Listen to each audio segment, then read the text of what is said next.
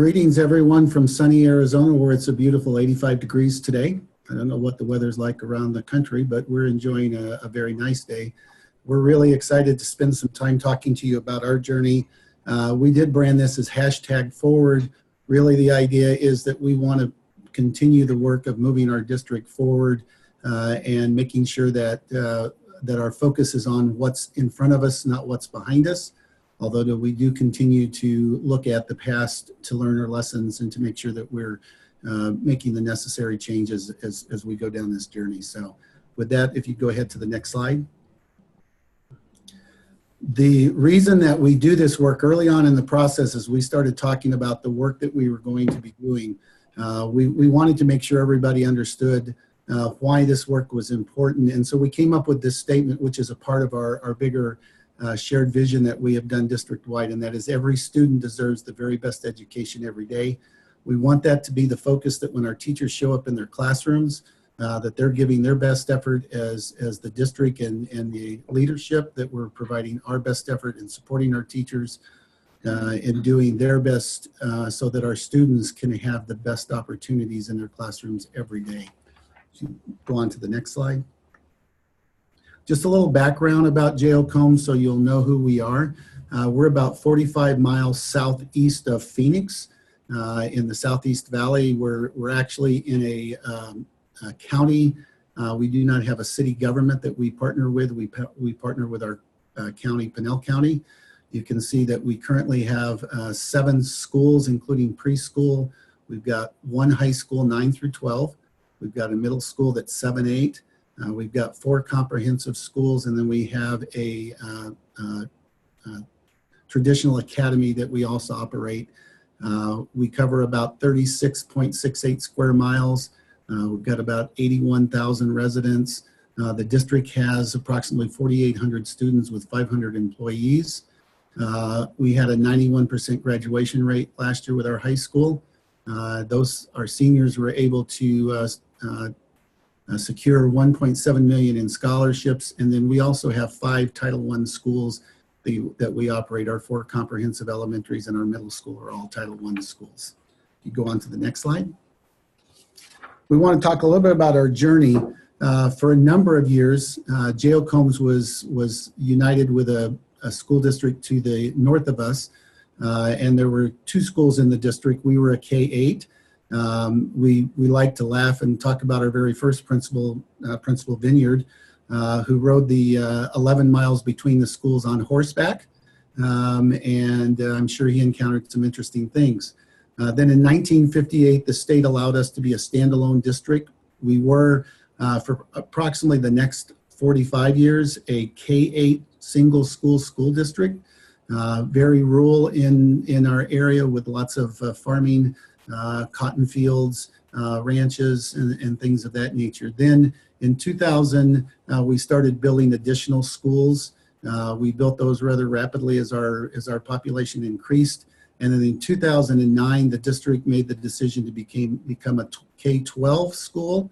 And so we now have a high school that's in year 10. And again, we're seeing a lot of really good things happening there. We really began this work in 2018 with the main field, or with the larger group. If you go on to the next slide, the next click, yes. And so where we are at today is we've spent the last 3 years really working on focusing on what does this #forward mean and what does it look like.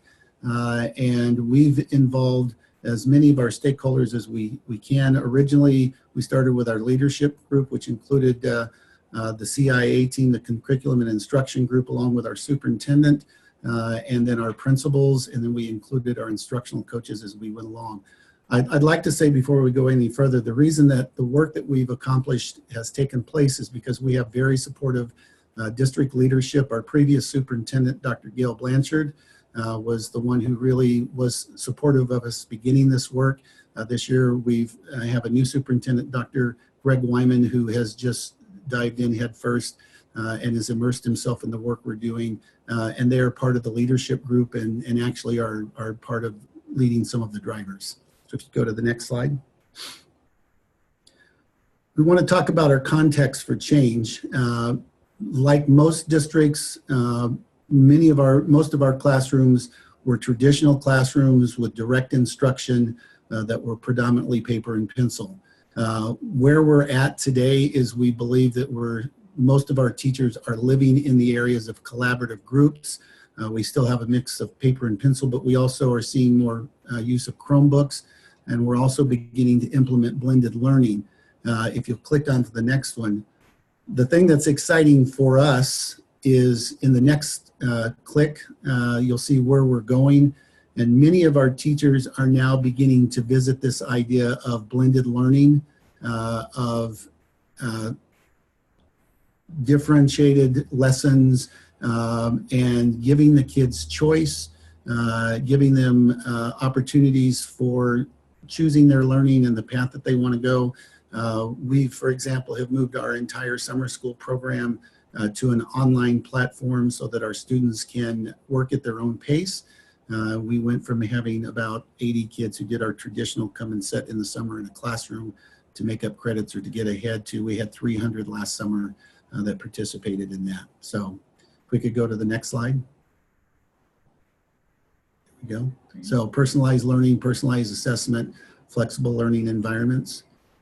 Next slide, please. So we started with our theory of action. This was the very first work that we did. And again, because we included a large cross select section of folks, we broke ourselves into groups and started doing this work. And we started with this theory of action because this is really the basis from where our work began. And we started by looking at our systems that we had in place. What are the things that we are currently doing? Are those going to support our move forward? Are those going to help us to support our teachers? Are there things that we need to look at and that we need to change? So we said if we have a clear, effective, and efficient district systems, that our leaders will be able to focus on the vision, that they'll be instructional leaders, that they'll be agents of change, and that they can build positive relationships with all of their stakeholders. That took us a year to really go through each and every one of our systems and to assess where we were at and to make the necessary changes. And we think that that's been very important in our work. Next slide, please. Then we focused on our practices. So if we have innovative educational practices supported through valuable and meaningful professional learning opportunities, we believed our instructional staff will be responsive to student needs through student-centered practices driven by instruction. This is really important, and Dorsey will talk about this shortly in regards to some of the significant changes we made with how we do professional learning. We no longer call it professional development. We really focus on this idea of meaningful professional learning opportunities for our teachers and our staff so that when they go back into their classrooms, they have something useful in their hand that they can use, or they have models or things of that nature so that they can work on that area. Next slide, please. We also thought about technology. We don't want this work is just not about the use of computers, but we also want our teachers to be thinking about how can they best utilize technology in the classroom. And so if our instructional staff leverages technology, our learning spaces will be flexible and blended, fostering collaboration where student learning is owned by the students. We've been doing walkthroughs for the last couple of months in our classrooms to assess where we're at in this process. And I'm really happy to say that we're beginning to see a lot of flexible and blended learning with students using technology. Sometimes they're not, sometimes they're using paper and pencil, but it's been a really nice, exciting transition for us to watch the changes that are occurring in our classrooms as our teachers embrace this and they begin to use this. Next slide. And then finally, this is very significant, the culture of your district. If we have schools that have a focus on learning collaborative cultures and are results oriented, we believe we'll have students that have the critical skills, knowledge, and understanding that will allow them to successfully participate in a changing global world.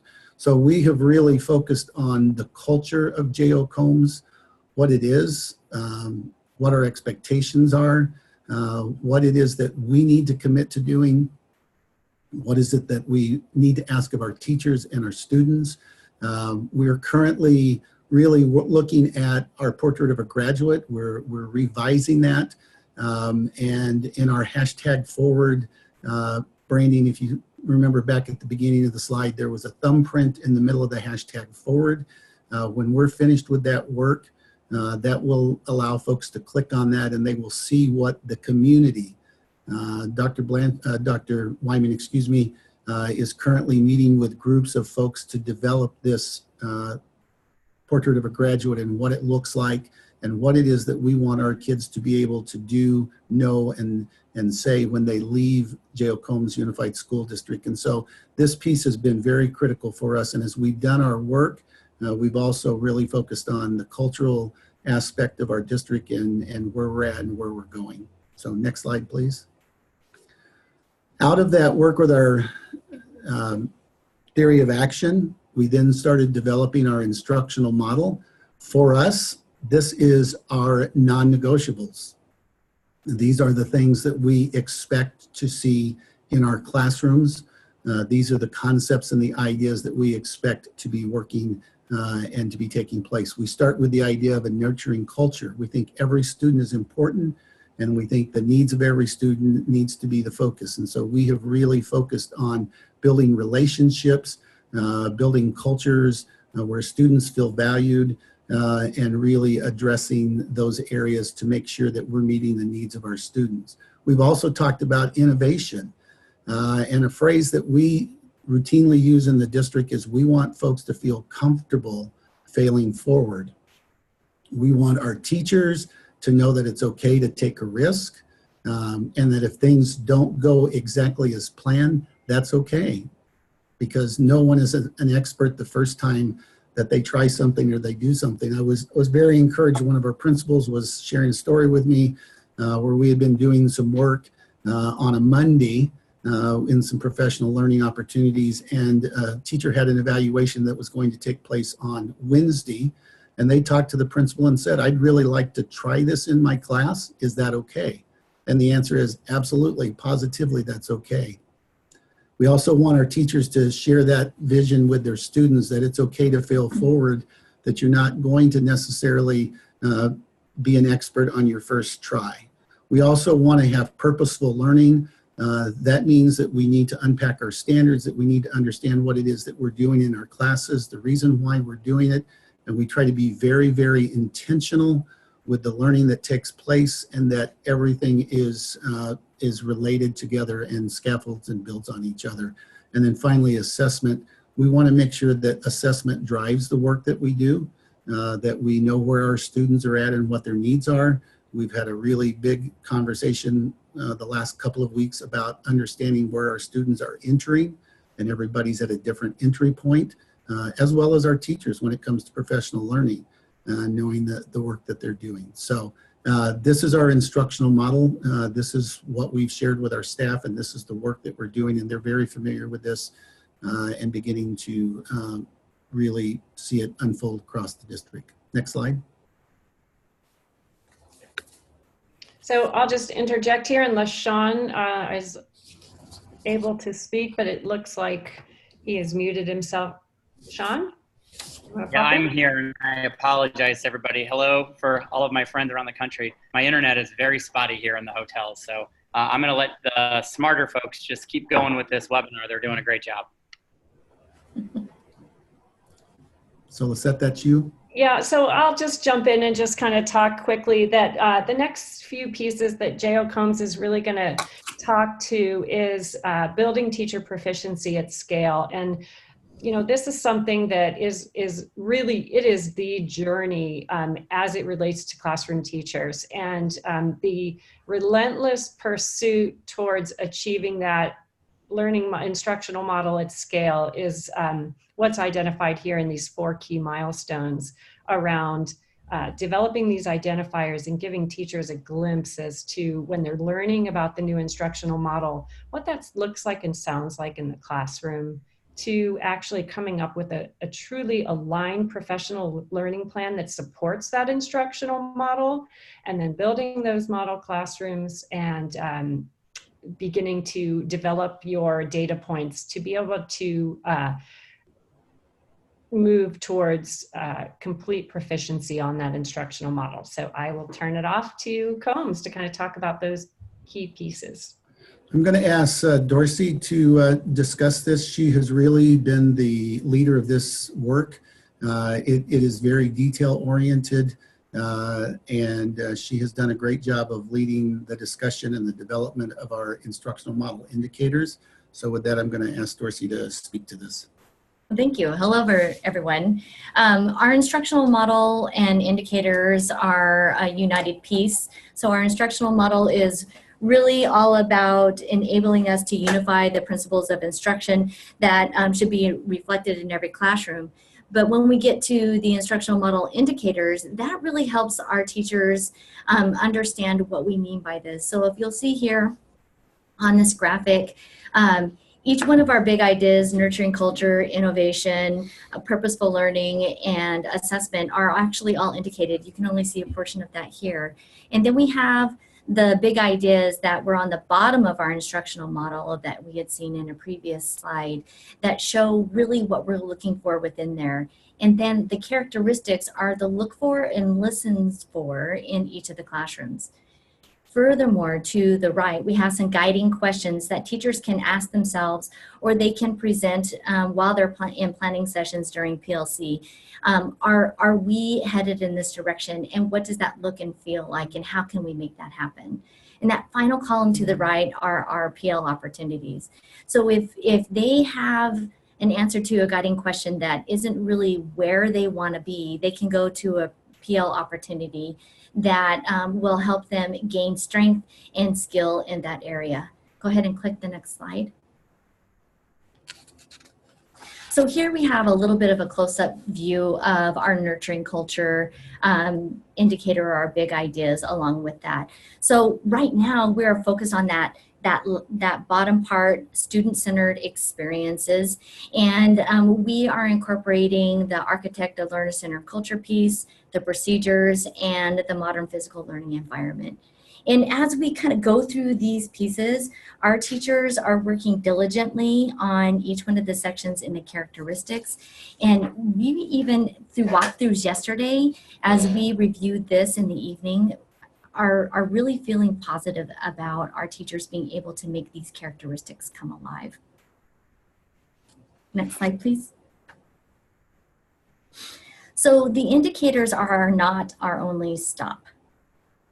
Lisette, do you want, oh, okay, thank you. So they're not our only stop. So as we move from vision to action, we have a PD plan that makes things come alive.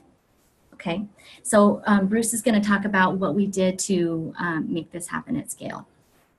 So I will tell you that as we talked about our systems and our district processes, one of the things that we had to consider was how we were using our staffing, and was that the best utilization of our staffing to support our classrooms. We had a model in which we had content coaches available to assist at schools in math and ELA. But as we began this work of looking at a shift to learner-centered classrooms, we knew that our teachers were going to require more support. And it wasn't just our ELA and math teachers that we were asking to do this, it was all of our teachers. So as a district leadership group, in particular in the curriculum and instruction area, we talked about how could we best utilize the folks that we have, and how could we make sure that we were providing the best support. This didn't cost us any additional funding. I know a lot of times the idea of support and extra dollars causes folks to become concerned. And that was the conversation, quite frankly, that I had with our superintendent, Dr. Blanchard, was I believe that we could provide additional support without requiring additional funding. So we took our existing coaches, we moved them out of being content-specific areas, and we really focused on creating instructional coaches that could support every teacher on campus, with an emphasis on how could we really move toward learner-centered classrooms and really begin to work on that. So we have an instructional coach on each of our 7 campuses. In addition to that, we do have some content-specific coaches that can go in and support folks if they're having some struggles in a content of math or ELA or science and social studies or even early literature. But really the key for us was this shift on going from taking our resources and really focusing on how we could better support our teachers, how we could better support our principals, and how we could really make this a very, very effective way. And then the other thing that we did was we really started looking at our approach to professional development. To me, when you talk about professional development, I've been in this business a long time. Professional development is something you go and is given to you. And sometimes you walk away with something that's usable, but you don't always go back and implement it in your classroom. We really want to talk about professional learning experiences. And so Dorsey and her group have really focused on creating professional learning experiences. I'm going to let her speak to that. We definitely have. So what we've really tried to focus on is creating blended learning experiences for our teachers so that they could experience what it would feel like as a student in their classroom as they learn the content that is necessary for them to transition to a modern learning classroom. So here you see a picture of our professional learning calendar.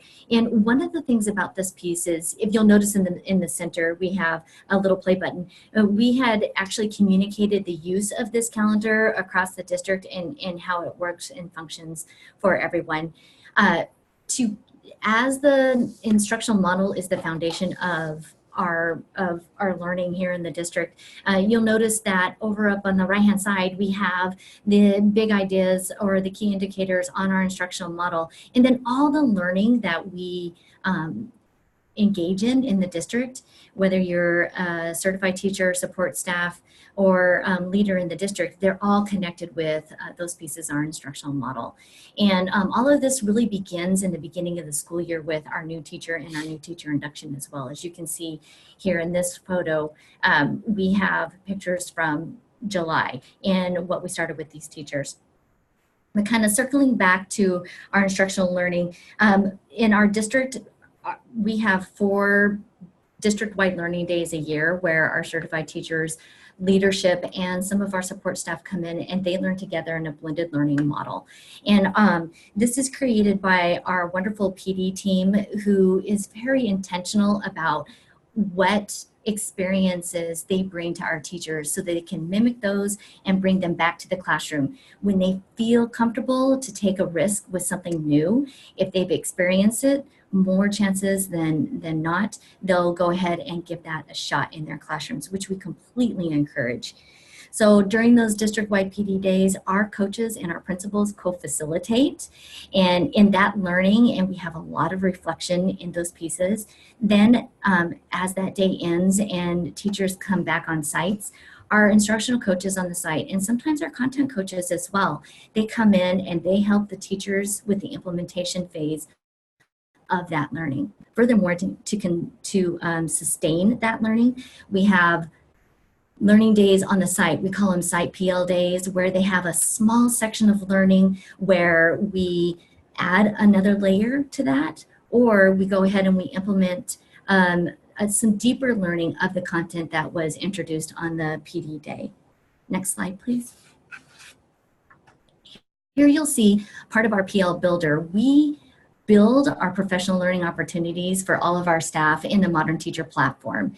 And we try very hard to connect what we're doing with planning and our PLC culture along with our modern learning culture. And so this platform here is where our teachers and our coaches and our principals can access that learning. It's very useful as well as new teachers come into the district where they're able to access that learning to make sure that we are all synthesizing the actions and the important parts of our culture here. This all starts with the beginning discussions this spring, as I talked with earlier. Our curriculum and instruction coordinator, Marcus Berkshire, and I, we talk about and look at where is it that our teachers are and where is it that we need to go on this continuum in this journey here. And then the coaches and I, as well as Bruce and Marcus, all talk about where is it that we are and how can we make this come alive. And before we move on, I think the really critical piece of this that has really made the difference in our professional learning opportunities is that at the end of each session, teachers are able to upload evidence into the PO builder here, and then that can be shared out across the district with others. And obviously we don't have time or the opportunity today, but there are some really, really very creative and good pieces of evidence have been uploaded by our teachers in the classroom on the work that they're doing. And it's really exciting to see the creativity and the innovation that's taking places in the classrooms. I agree. And the best part about that is they get really excited and those small pieces of creativity start blossoming on their own. And then we've got this energy and momentum for teachers to take the next risk. Next slide, please. And I can jump in here, assuming my internet is connected. Sorry, people.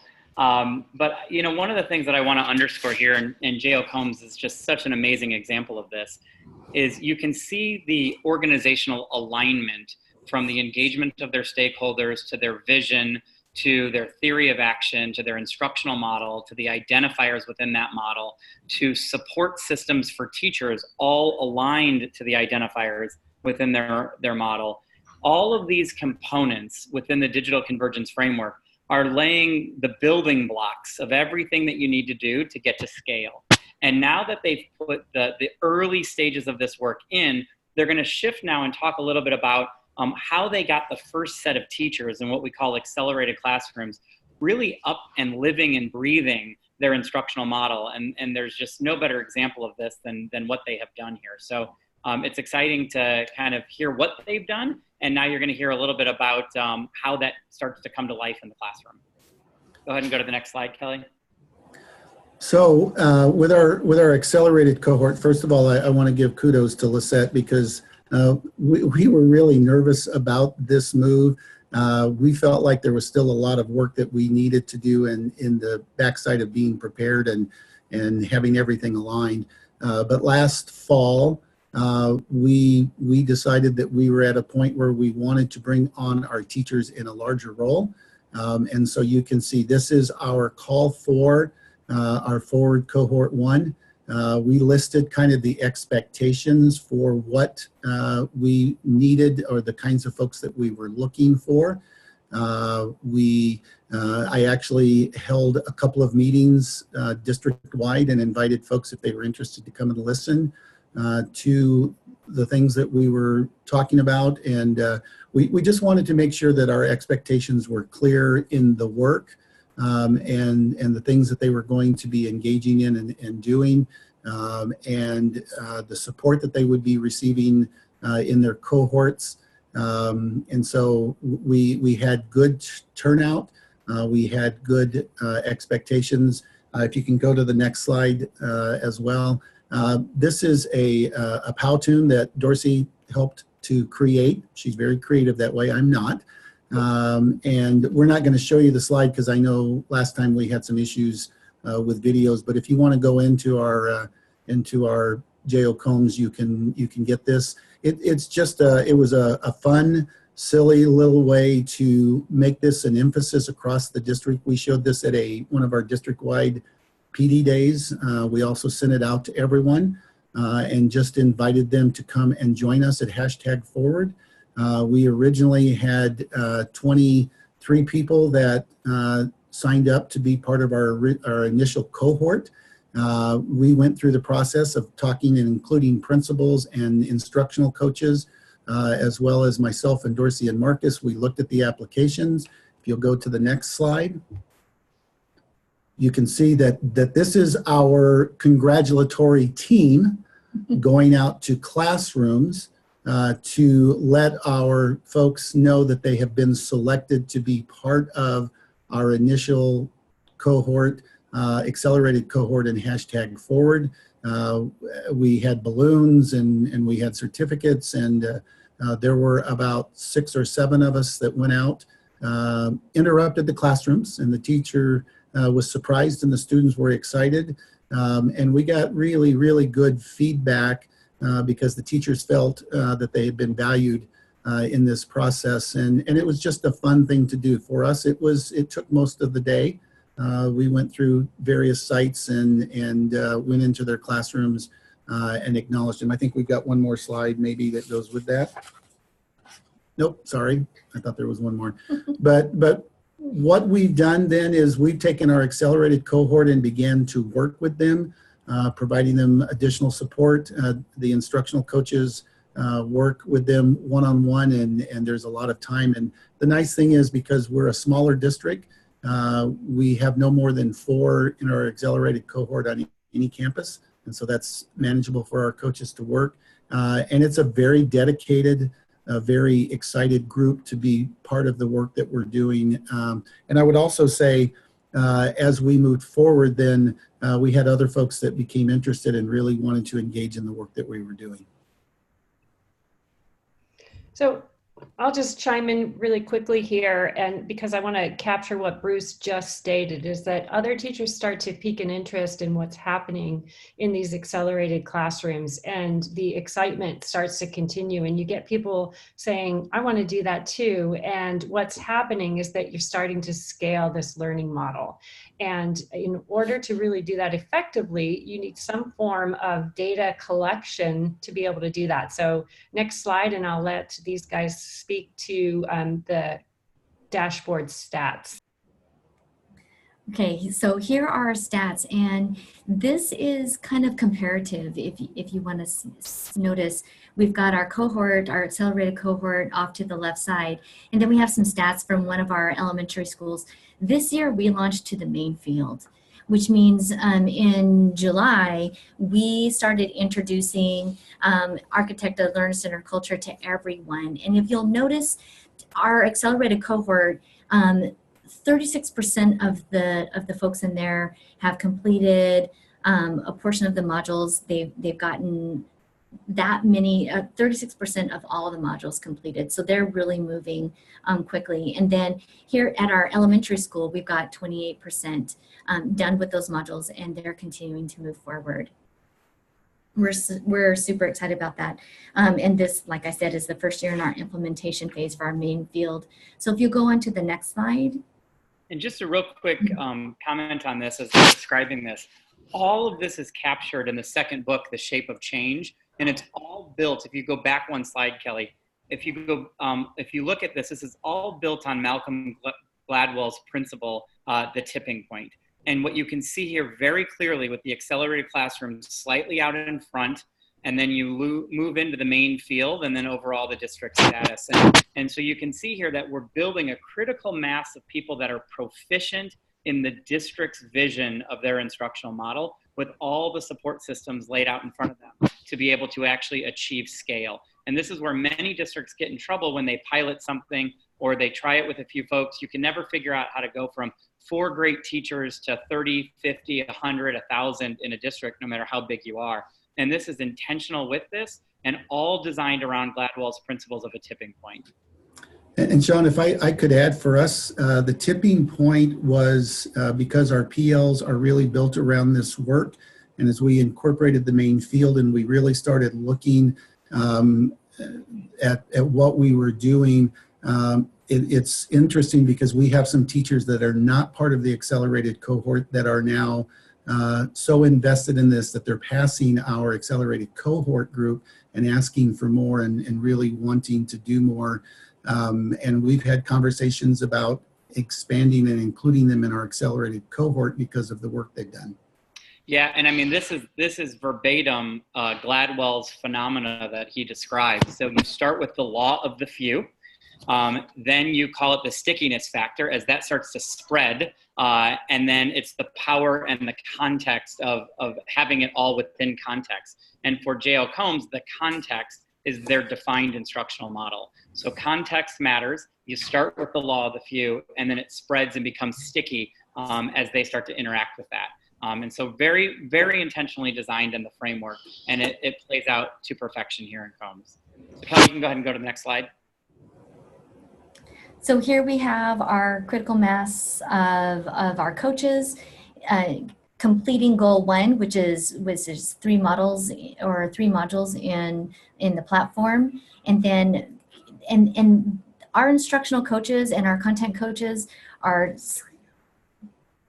and we have 3 new this year, so that has helped, that has taken us back, and so we're all trying to support each other and really understand the concepts so that we can coach our teachers in a very supportive way. And then so moving on to the next slide, when we're looking at that stickiness factor, if you'll notice, you can see just a tiny sliver of green where we've got, our goal is to have 10% of the district teachers achieve our goal 1. And right now we're at 3%, and it's mid-October. So exciting. We are starting to gain excitement and momentum, and people are starting to self-select in some of the learning and really going back through and re-engaging in that and starting to build their understanding and having it come alive in their classroom. Yeah, and this is just such a fundamental shift. For those of you that are on the webinar today and not in the Modern Teacher Network, I would ask you, you may have an instructional framework or model in place, but how many of you can get to this level of conversation across your district with how do you know if your teachers are proficient in what you want them to be proficient in? And that's by a layered data system as well as a support system and all of the PL aligned right to what you want them to be proficient in. And that's a shift. We're not used to that in education. So to get to the level that Combs is at here by saying we know right now that 3% of our district's teachers are proficient in goal 1 of our instructional model. And here's exactly how we're going to get from 3% to 10%. That's strategy. That's strategy in action as they go. They know how they've built it, why they've built it, and where they're going. And with confidence, they can say, over time, we're going to get our workforce proficient in the modernization of teaching and learning. Kelly, go ahead and go to the next slide. So this is Lizette here. I'm just going to chime back in for a minute and ask for some questions. If there are any that you have, please put them in the chat. But just in closing, I'd like to emphasize a few things. What you see through the J.O. Combs journey is a true systemic approach to modernizing learning and really intentional practices that are put in place so that we get the scaling of that instructional model in each and every classroom.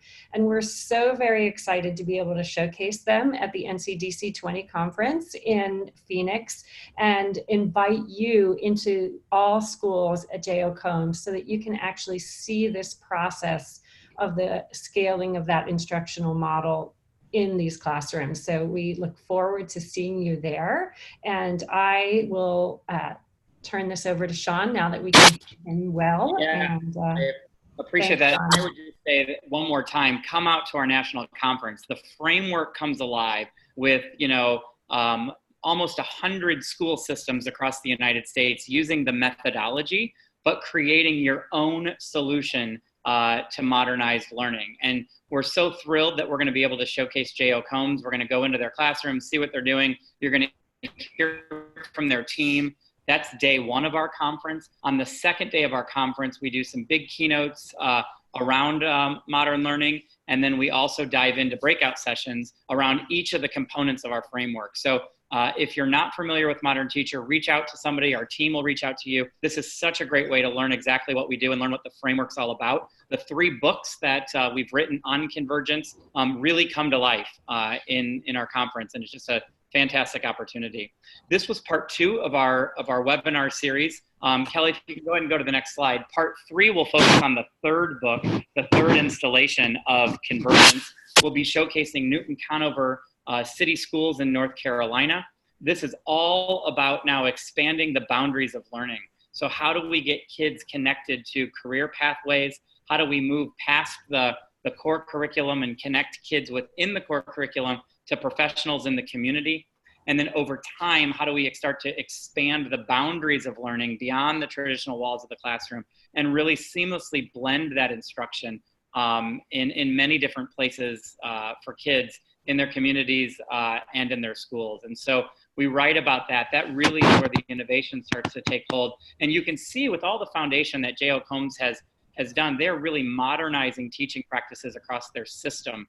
And you can see that, you know, as they continue to move forward in this journey, it'll be a natural gravitation to be able to offer expanded learning opportunities for kids beyond the traditional classroom. And that'll be, you know, in later phases of their journey. So we invite you to join in on Halloween for this. And if you can't make it, we'll make sure to connect you and send out the recording. You can register for that at modernteacher.com/virtual-forum. So if you want to register for that, we'd love to see you on that. And then just another shout out to Team J.O. Combs. They are a true national for us. We love every minute of going on site and seeing the great work that they're doing for kids. And thank you to Lizette Casey, our strategy officer there. And we just ask you to join in, reach out to somebody from Modern Teacher, get more information about our framework and what we do and how it ultimately helps you put all the pieces together in a system to really affect system-wide systemic change in a way that actually wins the hearts and minds of your people and not does something to them, but brings them along in the journey. So with that, thank you very much, Team J.O. Combs. Thank you for those of you tuning in, and we look forward to seeing you on the next webinar. Take care, everybody. Thank you.